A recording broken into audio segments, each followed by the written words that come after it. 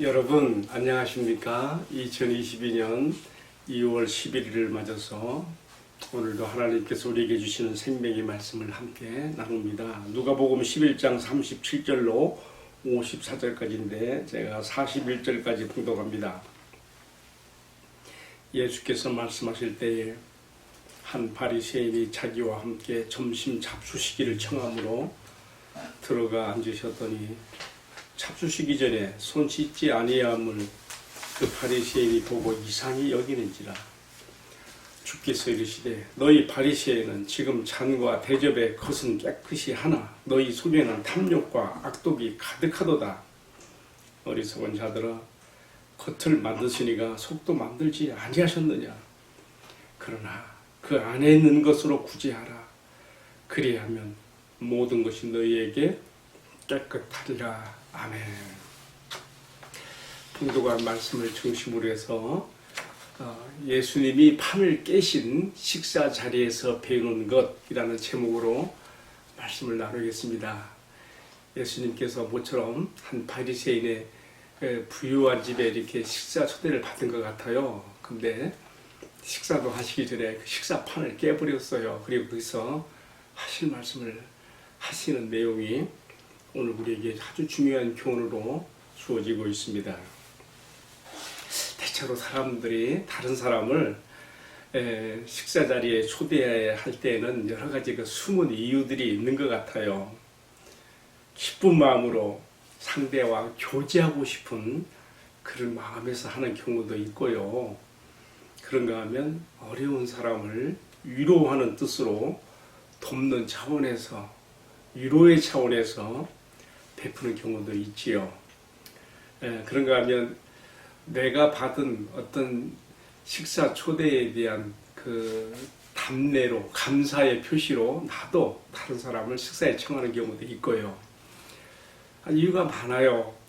또 어떤 거래상과의 어떤 그 이해관계 때문에 식사의 자리에 초대하는 경우도 있고요. 또 어떤 경우에는 유명한 사람을 자기 식사 자리에 초대함으로써 자신도 함께 그 사람 이 정도 위상이 되는 사람과 내가 함께 식사함으로 자신도 덩달아서 위상을 높이려고 하는 그런 그 숨은 동기도 있지요. 어쨌든 다른 사람을 식사 자리에 초대하는 데는 이런 많은 이유들이 있습니다. 저는 오늘 말씀을 묵상하다가 예수님께서 하신 오늘 지금 우리가 누가복음 11장 하고 있는데요. 2장 넘겨서 14장은 이 식사자리 이야기가 많이 나와요. 잔치 이야기, 식사 이야기가 많이 나오는데 14장에 나오는 한 말씀이 떠올랐습니다. 제가 한번 읽어볼게요. 이렇게 되어 있어요. 또 자기를 청한 자에게 이르시되 네가 점심이나 저녁이나 베풀거든 벗이나 형제나 친척이나 부한 부자의 이웃을 청하지 말아라. 두렵건대 그 사람들이 너를 도로 청하여서 너에게 가품이 될까 하노라. 잔치를 베풀거든 차라리 가난한 사람들과 또 몸이 불편한 사람들과 저는 자들과 맹인들을 청해라. 그러면 그들이 갚을 것이 없으므로 너에게 복이 되리니 이는 의인들의 부활 시에 네가 가품을 받겠음이라 하시더라. 제가 누가복음 14장 12절에서 14절 말씀을 읽었는데요. 우리의 그 식사 자리와 관련해서 주님 주시는 참 이런 귀한 교훈들이 있습니다. 그렇지 않습니까? 지극히 작은 자 하나에게 냉수 한 잔의 친전이라도 베풀었다면 그것이 부활 시에 너에게 기억함이 되고 상급이 되라 했는데 하물며 정성껏 준비한 진수성찬을 차려놓고 갚을 것이 없는 그런 사람들을 청하여 식사했을 때에 얼마나 큰 우리 주님의 칭찬과 상급이 있겠습니까? 어쨌든 우리가 식사 자리에 사람을 초청하는 그런 많은 숨은 동기가 있다는 걸 제가 말씀을 들으면서 지금 이 본문에 나와 있는 예수님의 경우에는요, 예수님을 청한 이 바리새인이 예수님을 존경하고 예수님을 정말 높여서 교제하고 싶은 그런 마음으로 한 것은 아닌 것 같아요. 이어지는 말씀에 보게 되면 식사에 팔을 깨시는 예수님의 모습에서 우리가 짐작할 수가 있어요. 아마 이 사람은요, 그 당시 예수님이 이제 아주 유명인세가 되었잖아요. 갈릴리에서 행하신 많은 기적들이 소문이 유대 지역에 퍼졌고, 지금 유대 지방에 올라와야 되는 상황이거든요. 그리고 앞에서도 지금 많은 말씀을 하시고, 많은 이적도 행하시고, 예수님이 그 시대에 어쨌든 이 높은 위상을 가지게 되었단 말이지요. 이 바리새인은 예수님을, 유명인사가 된 예수님을 자신의 집에 초청함으로써 자신도 함께 그런 높은 위상을 함께 갖고 싶은 그런 그 숨은 동기가 있지 않았을까, 이런 생각도 제가 해보게 됩니다. 어쨌든 예수님은 식사에 응했습니다. 그런데 우리가 이어지는 말씀에서 보면 알지만 예수님은 처음부터 식사할 마음이 없으셨어요. 식사도 하기 전에 식사의 그 판을 깬 것을 보면 분명해요. 그럼 왜 예수님이 이렇게 그 바리새인의 초청에 응했을까? 예수님은 그 식사 자리를 이용해서 하고 싶으신 말씀이 있었던 것이에요.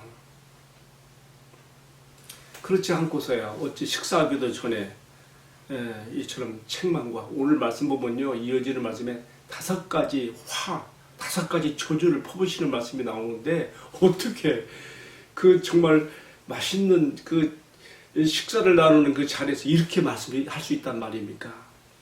예수님은 자신을 청한 바리새인의 마음을 이미 깨트려 보시고, 사실 그 식사에 응하고 싶지 않으시지만은 하실 말씀이 있었기 때문에 그 식사 자리에 나가셨고, 지금 오늘 본문에 나온 것 같은 바리새인들과 율법사, 당시에 이 백성들의 신앙을 선도한다고 하는 바리새인들과 율법사들의 잘못된 신앙을 책망하시고 꾸짖으시는 그런 자리로 사용하신 것을 우리가 보게 되는 것이죠. 우리가 때로 이 다른 사람이 나를 식사 자리에 청하면 왠지 모르게 마음이 약해지는 경우가 있어요. 그 사람이 나를 위해서 선대하는 것 같은 이런 식사를 베품에 대해서 마음이 약해져가지고 할 말을 바로 못하고 그 사람이 이끄는 방향으로 따라가지는 경우가 종종 있더라, 그 말이에요.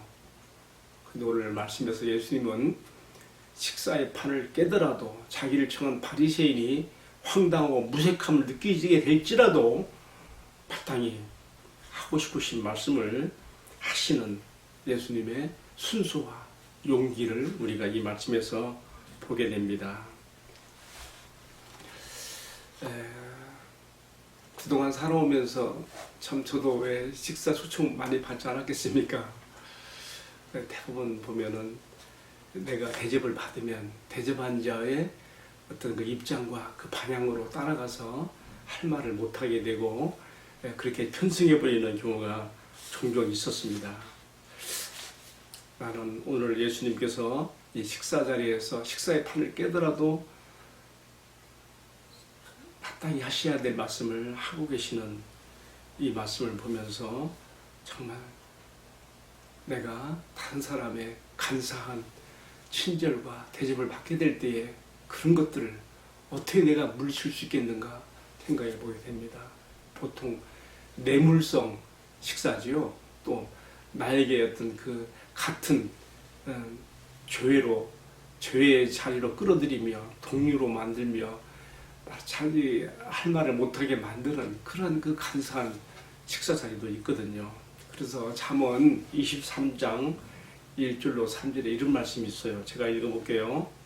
네가 가난과 함께 앉아서 음식을 먹게 되거든 삼가 내 앞에 앉아있는 자가 누구인지 생각하며 네가 만일 탐식자여거든 내 목에 칼을 둘 것이라.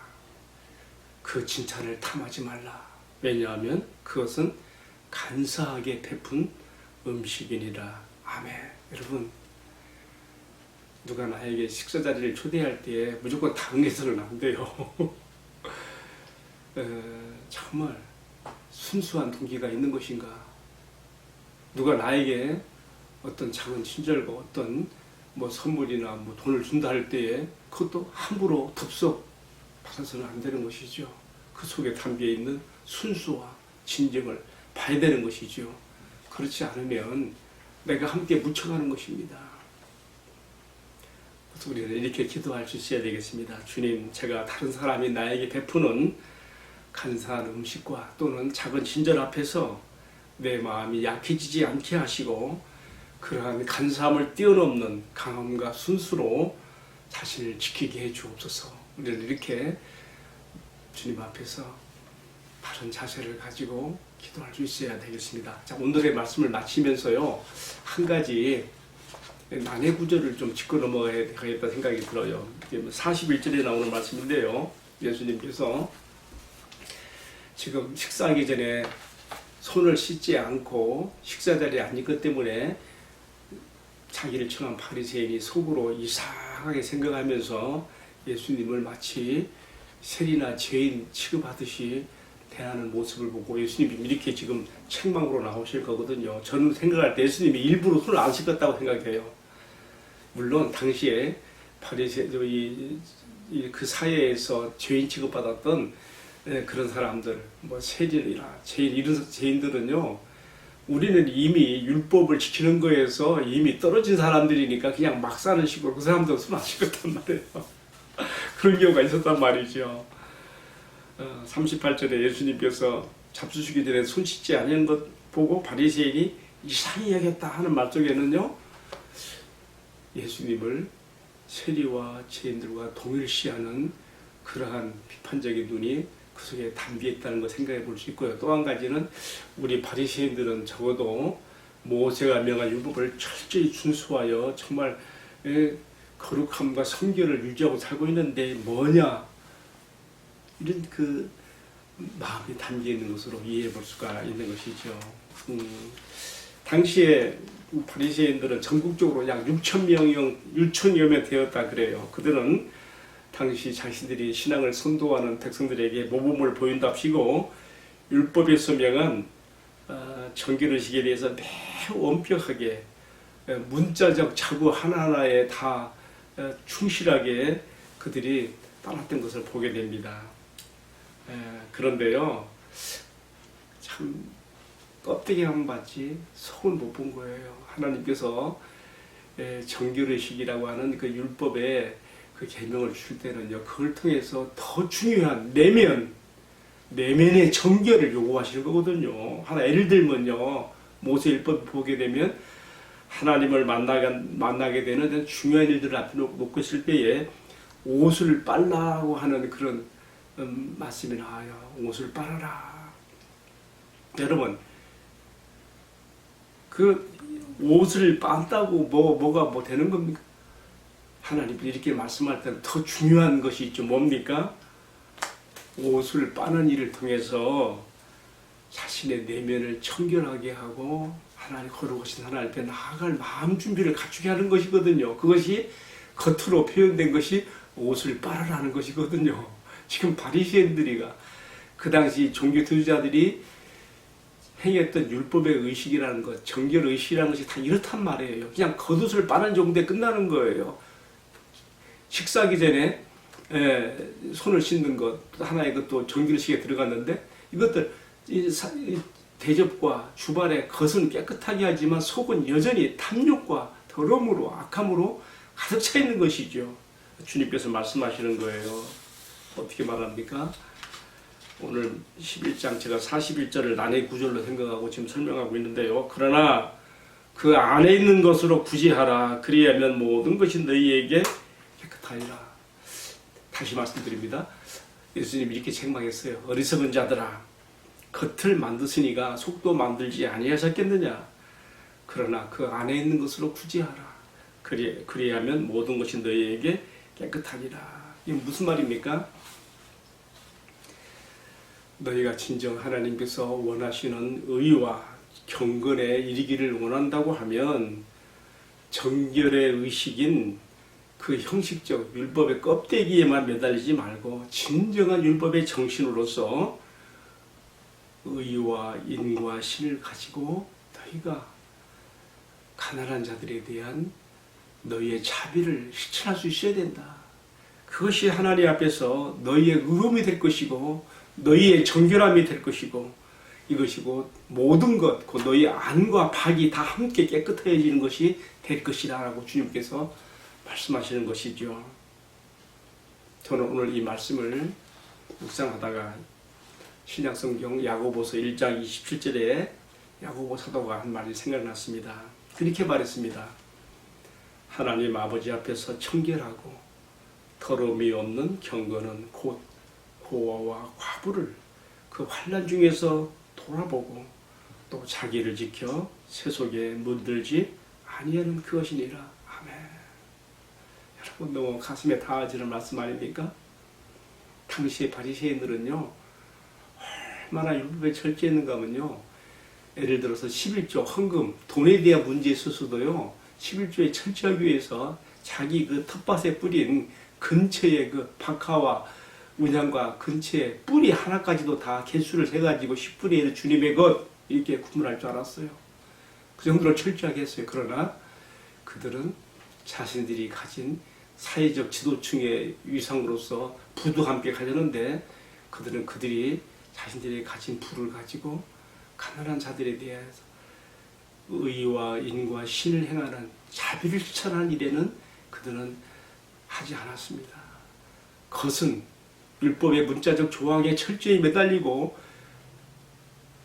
하나님 앞에서 충실한 율법의 집행자들이 되는 것 같았지만은 그러나 진정한 율법의 정신으로서 자비의 실천을 벌인 그것은 겉은 깨끗할지 모르지만 안은 썩음으로 마치 평토장한, 속에는 시체가 썩어 있는데 겉만 지나가다가 밟지 말라고 하얀색으로 칠해놓은 평토장한 무덤같이 되단 말이야. 너 이거 밟으면 부정하게 된다. 밟힐 것 같지 마시오. 이 안에 시체가 들었습니다. 예수님이 지금 바리새인들과 율법사들과 종교 지도자들에게서 너희가 바로 평토장한 무덤같이 너희 안에는 썩음이 더러움이 가득하게 있는데 겉만 번들어게 해서 못하겠느냐. 이게 유선이 아니냐. 당시 바리새인들은요 모세가 전해줬던 율법에 그래서 끝나지 않냐고 600여 가지를 만들어냈어요. 예? 전통과 유전자라는 그러한 명목하에 율법을 잘 지키기 위해서 그렇게 많은 율법의 조항들을 만들었어. 백성들이 숨이 턱턱 막히는 것이죠. 아, 우리는 못 지켜. 바리새인들이나 율법사들이나 지킬 수 있지. 우리는 다 율법에서 멀어 떨어진 사람들이야. 주님께서는 바로 이 점을 책망하시는 것이죠. 율법에 더 중한 바 의와 인과 신, 자비, 그것이 너희를 진정 하나님 앞에 거룩하게 하고 경건과 의에 이르게 하는 것이라고 오늘의 말씀의 교훈을 주고 있는 것입니다. 야고보와 사도가 했던 말씀 다시 한번 제가 봉독함으로써 오늘 우리 신앙과 삶의 초종을 삼고자 합니다. 하나님 아버지 앞에서 정결하고 더러움이 없는 경건은 곧 과부와 고아를 그 환난 중에서 돌아보고 또 자기를 지켜서 세속에 물들지 아니하는 그것이니라. 아멘. 기도하겠습니다. 사랑하시는 주님, 나의 신앙생활에서 사람들에게 잘 보이려고 하는 외적 경건과 형식에 치우치는 위선을 벗어버리게 하시고 진정한 율법의 정신으로서 의와 인과 신을 행하는 자비를 실천하는 신앙과 삶에 세워 주시옵소서. 주님, 제사보다 자비를 원하시는 우리 주님 앞에서 진정 사회적 약자들을 향한 주님의 긍휼과 자비를 실천하며 진정한 십자가의 정신으로서 모든 사람들을 향하여 의와 사랑을 따라 행할 수 있는 신앙과 삶이 되게 하여 주옵소서. 이 모든 말씀을 우리의 의와 거룩함과 지혜와 구원이 되시는 주 예수님 이름 받들어 기도 올리옵나이다. 아멘. 네, 마쳤습니다. 감사합니다. 내일 또 뵙겠습니다.